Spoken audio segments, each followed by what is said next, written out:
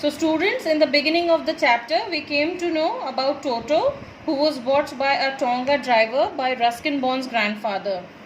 Now, in this part, we may see Toto's hilarious and comical episodes, which are really entertaining.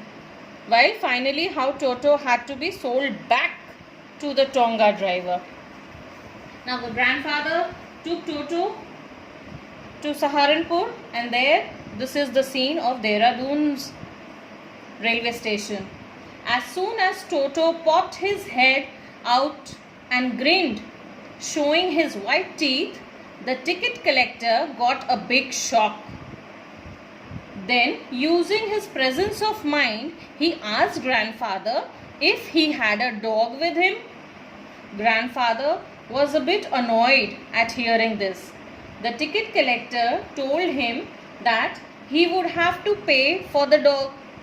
Grandfather tried to prove him that a monkey could not be called a dog. He pulled out Toto from the bag to prove that a monkey in no way was similar to a dog or even as a quadra. The ticket collector classified him as a dog and charged grandfather 3 rupees.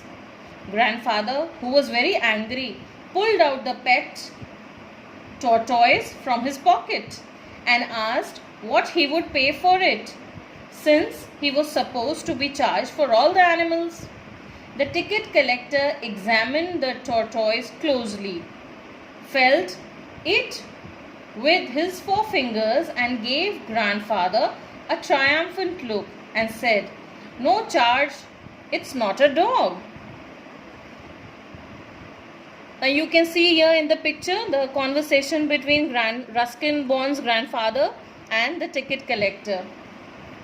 After some time, grandmother accepted the idea of keeping Toto. He was then kept in the stable where a donkey, Nana, was housed. On his first night at the stable, grandfather made a visit to the stable to see how Toto was behaving. He was surprised to see that Nana, without any reason, was pulling at her halter and trying to keep her head as far as possible from the bundle of hay.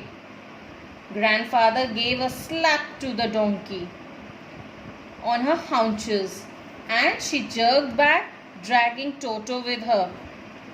Toto had fastened on to the donkey's long ears with his sharp teeth. The two could never become friends. Now, the author says Toto would get a special treatment during the cold winter evenings. He would get a large bowl full of warm water for his bath.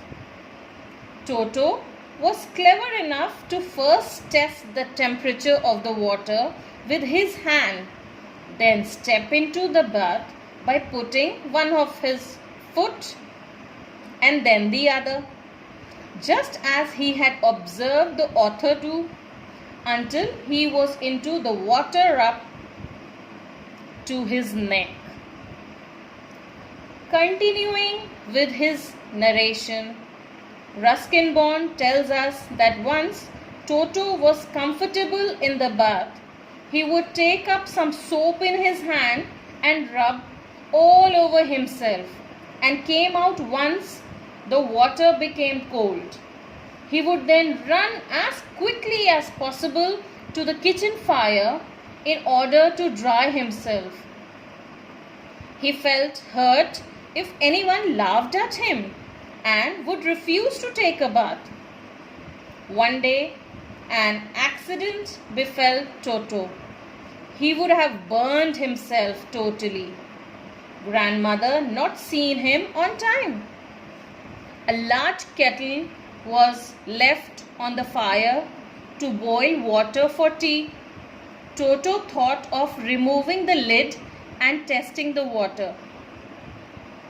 The water was just warm enough for taking bath, and so he got into the kettle with just his head sticking out. It was all very fine for some time, but as soon as water began to boil, Toto wanted to come out. But when he realized that it was cold outside, he would sit down inside again. He continued hopping up and down for some time till grandmother arrived. She saw him and pulled a half-boiled Toto out of the kettle. The author makes a comment here that if there was any part of the brain giving to a creating mischief, then the part was probably fully developed in Toto.